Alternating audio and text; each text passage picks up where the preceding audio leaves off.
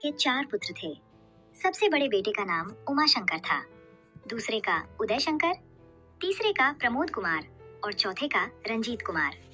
चारों ने अपनी अपनी जिंदगी में अच्छा किया, लेकिन इन सब में सबसे ज्यादा संघर्ष उमाशंकर का रहा।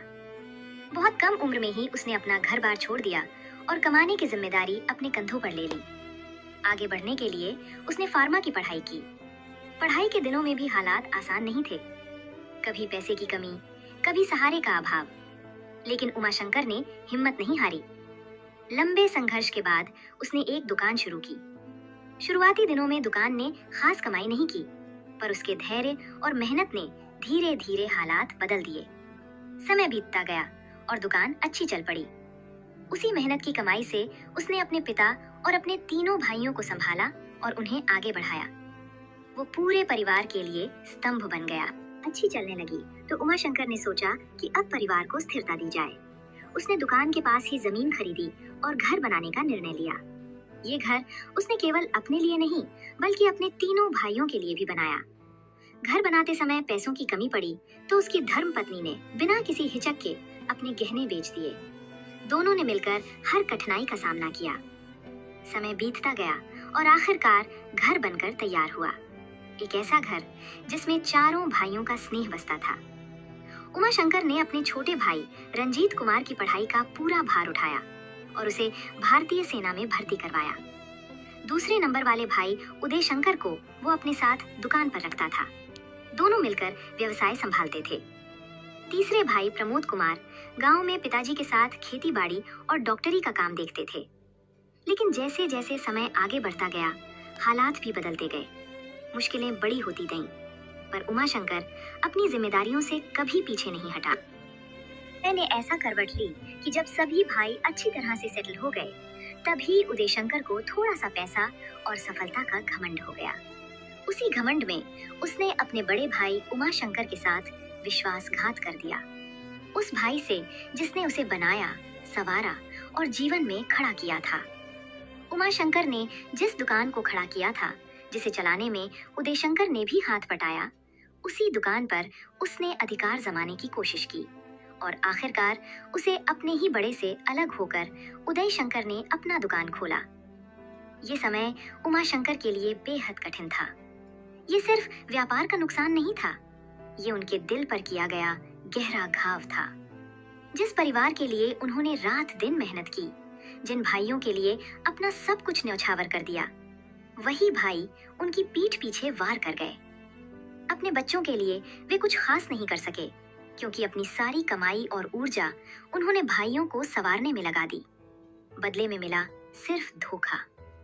इस विश्वासघात की टीस आज भी उमाशंकर के दिल में बनी रहती है।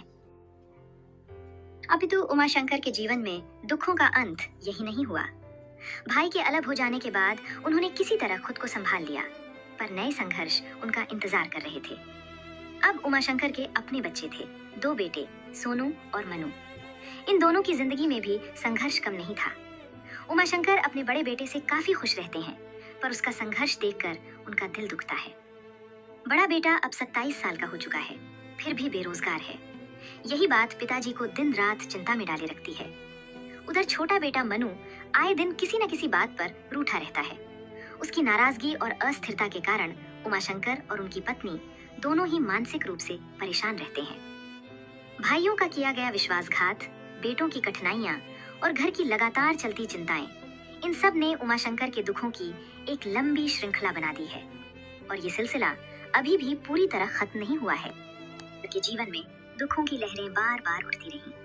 भाइयों का विश्वासघात, कारोबार का टूटना, बेटों की परेशानियां, मानो किस्मत ने हर मोड़ पर उन्हें परखा हो। परंतु इन सब के बीच एक बात कभी नहीं टूटी, उनका धैर्य और परिवार के प्रति उनका निस्वार्थ प्रेम।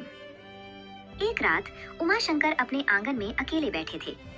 आकाश में बादल छाए थे, जैसे प्रकृति भी उनके मन की भारीपन को समझ रही हो। तभी उनका बड़ा बेटा सोनू चुपचाप उनके पास आकर बैठ गया। उसने पिता का हाथ पकड़कर धीरे से कहा, पिताजी, जीवन में मैंने बहुत देर कर दी, लेकिन अब मैं हार नहीं मानूंगा। आपकी मेहनत और संघर्ष को व्यर्थ नहीं जाने दूंगा। उमाशंकर की आंखें भर आईं। वर्षों बाद उन्हें पहली बार लगा कि उनका बोझ किसी ने सचमुच महसूस किया है। उसी पल छोटा बेटा मनु भी आया और माँ के हाथ से पानी लेकर पिताजी को दिया। धीमे स्वर में बोला, मैं वादा करता हूँ पिताजी, अब मैं आपको परेशान नहीं करूंगा। उमाशंकर के दिल पर मरहम की तरह लगे। पत्नी भी पास आकर बोली, हम चारों मिलकर आगे की जिंदगी आसान बनाएंगे, बस आप टूटिए मत। बाद घर का माहौल धीरे धीरे बदलने लगा। सोनू ने नौकरी की तैयारी शुरू कर दी। मन्नू भी सुधरने लगा। उमाशंकर ने पहली बार महसूस किया कि शायद उनकी सारी मेहनत बेकार नहीं गई। जीवन ने उन्हें बहुत बार गिराया, लेकिन वही जीवन अब उन्हें एक नई, शांत और आशाजनक सुबह की ओर ले जा रहा था। उमाशंकर की आंखों से आंसू बहे, दुख के नहीं, बल्कि उस संतोष के जो केवल वही महसूस कर सकता है जिसने संघर्ष तो देखा हो, पर परिवार का साथ फिर भी बचा रह गया हो।